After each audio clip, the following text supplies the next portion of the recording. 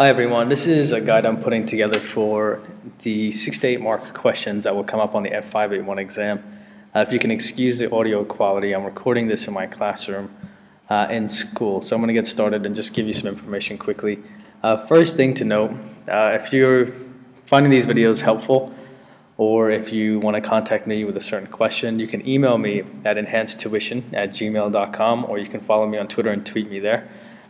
Same name. Feel free to give me a shout. Some of you already have. I'm doing my best to answer everyone's questions. Also keep in mind, I'm also teaching full workload, but also trying to make sure I can help you guys out as well. Okay, now somebody specifically asked me about 6 to 8 mark questions. Generally, a 6 to 8 mark question is going to ask you to analyze or comment or evaluate. Generally, it's going to be a supply and demand relationship, the business relevance of elasticity estimates, some kind of diagram that you can use, or some kind of calculation.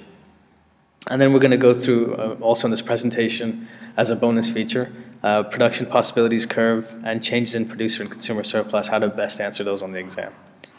Now, when you have a supply and demand relationship question, the first thing you need to do is see if it's 4, 6, or 8 marks. If it's 4, it's probably a quick diagram that you can put together. There's probably not an explanation going to be asked for. If it's 6, you need to explain what's happening in the diagram as it's happening and correctly and clearly. So put the diagram into text. If it's 8, you need to comment and evaluate, and I'm going to show you how to do that. So first, the first thing you want to do is check which one they're talking about, right? Is it going to be supply or demand, and are either of them inelastic? Because you might be asked to move supply, you might be asked to move demand, you may be even asked to move both. Then second, make sure you graph your base diagram, which is where your starting point is going to be with the correct labels. Third, then shift the curves as you see fit. But when you do move curves and things, make sure you analyze what the movements were, how they happen. And also keep in mind, the way you draw the diagram is not necessarily the same as somebody else draws it. So point that out in your analysis, saying that this shift is significant or not so significant, and this results in a higher and a much more significant change, blah, blah, blah. And then that's the evaluation point here. You know, a big change has a much greater impact on price or quantity than a small change. And then you can say the extent of this change will be affected by X, Y, Z variable. So make sure you spell that out. That's your evaluation, at least 2 sentences explaining that. And I'm going to go through an example with you. So here's one taking a look. Using a diagram, comment on the effects on the market for therapeutic chewing gum of a simultaneous increase in both its demand and supply. All right, going back to the case study, we can take information back from there, but you can assume that it's going to be a pretty much straightforward supply and demand diagram. We have price, quantity here, and 0 on the bottom left. An accurately labeled diagram is going to look like this. We see price, quantity, P1, Q1, then E1 labeled, so equilibrium is labeled, P2, Q2, when they've both shifted, and then we see that we show our initial equilibrium, then we shift both curves and we show our new equilibrium.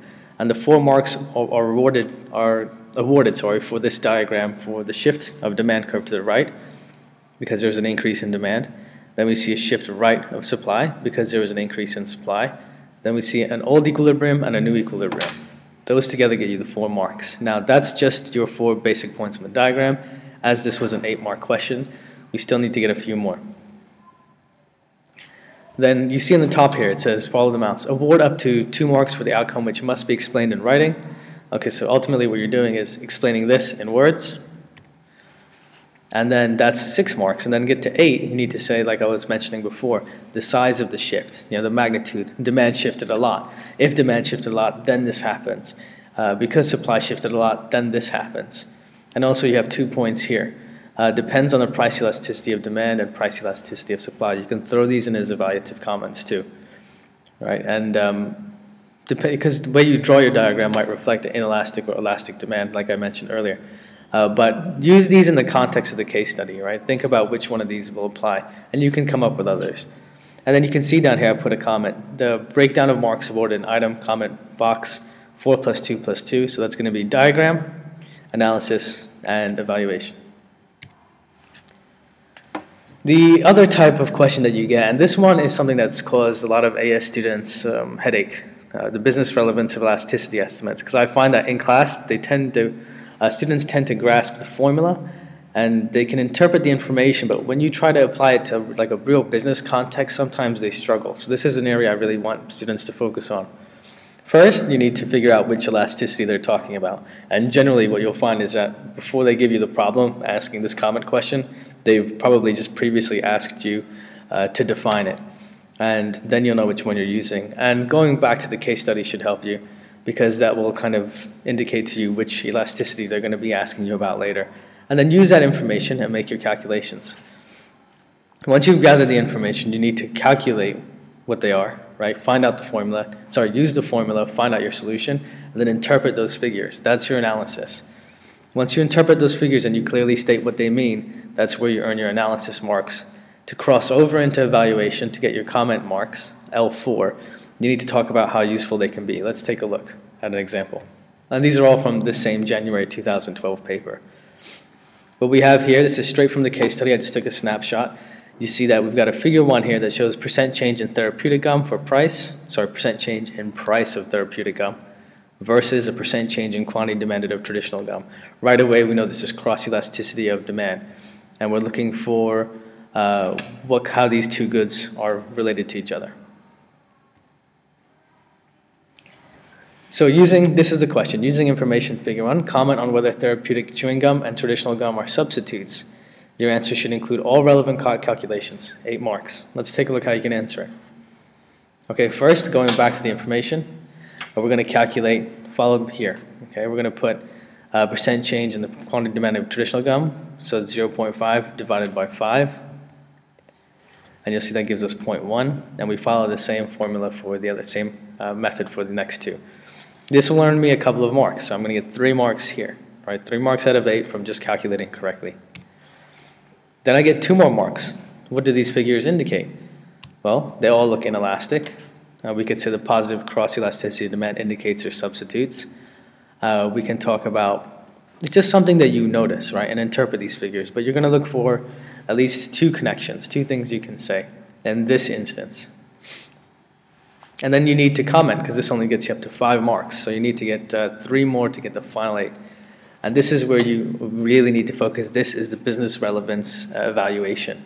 You could say that it determines that they're weak substitutes, or this information is only estimates, so it's not a really clear picture of how close the relationship is. Things may have changed over time.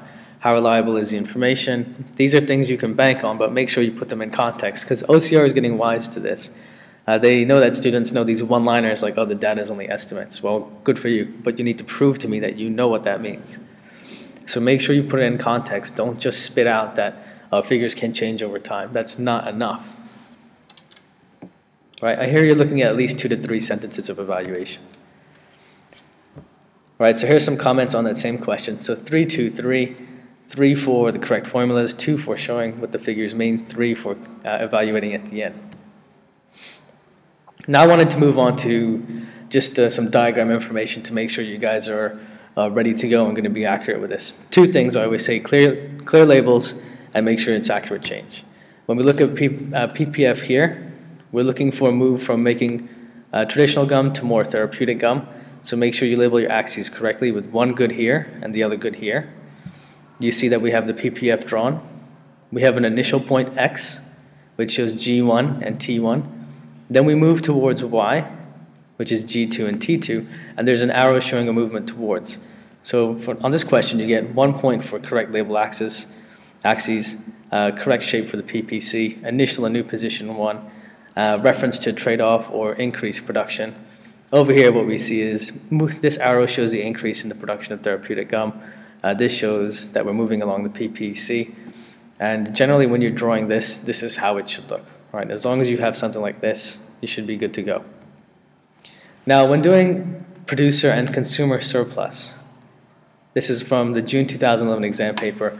One thing I mentioned to students is to be very careful how you draw it, and I'm going to show you what I mean. Okay, first, let's skip the red part. Make sure you're accurately labeled and you're using the correct curve for what's asked. Okay, if you're doing producer surplus, use supply curve. Consumer surplus, demand curve. And this part here, please don't shade. Use letters, and I'll show you what I mean.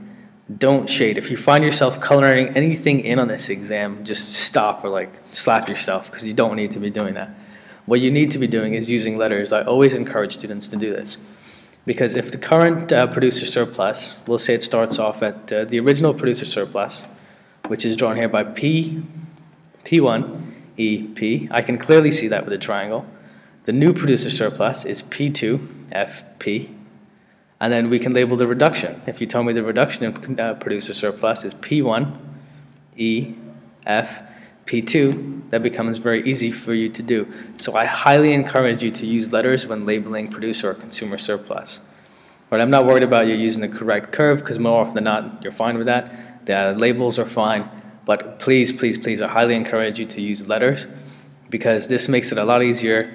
And on way too many mock exams, I've seen shading, and the student comes up to me and says, yeah, well, you know what I mean. Well, I'm kind-hearted, so I may give the point, and I might not all the time. But the examiner is never, ever going to give you any credit for you showing them somehow you kind of get it. Right? You need to make sure it's clear that you understand it.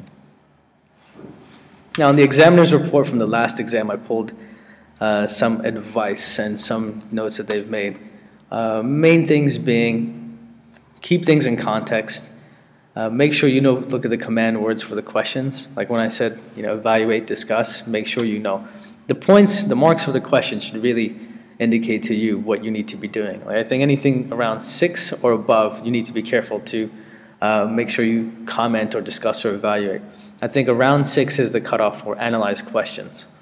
So if you're asked to comment, discuss, or evaluate, then you know that it requires some L4 discussion. If it doesn't say any of those 3 words and you're asked to analyze, then 6 marks around there, you shouldn't really have to worry too much. But if you see discuss, comment on, or evaluate, then that's your red flag that this needs to be an L4, including evaluation. Advice to candidates includes make sure everything's labeled properly, said it before. Learn your definitions not online, from the OCR textbook, preferably. Learn the business relevance of all the elasticities, not just PED. And then don't assume the final question will always center on externalities. There's other forms of market failure, okay? So focus on that as well. Be prepared to explain how all forms of government intervention referred to on the spec influence market forces. Don't go too much about causes of market failure. Focus more on correcting market failure if that's what the question is asking you.